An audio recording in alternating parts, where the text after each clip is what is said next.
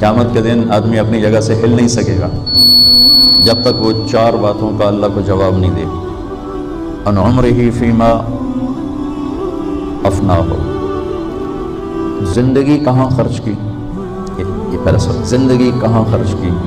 پھر دوسرا وعن شبابہ فیما ابلاہ، جب زندگی کا سوال کیا تو جوانی تو اس میں آ گئی تھی، لیکن اللہ تعالیٰ جوانی کا سوال الگ فرمائیں گے کہ اپنی جوانی کو کہاں خرچ کیا تھا۔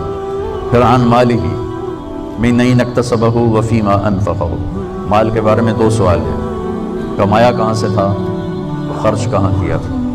ہم کمائی میں بھی آزاد نہیں، خرچ کرنے میں بھی آزاد۔ جو اللہ کو جانتا نہیں، پہچانتا نہیں، اس کے لیے کوئی ضابطہ نہیں، اس نے مال بنانا ہے جہاں سے مرضی بنائے، جیسے مرضی بنائے، لیکن جس نے اللہ کو سامنے رکھ کے زندگی گزارنی ہے وہ کمانے میں بھی پابند ہے، خرچ کرنے میں بھی پابند ہے۔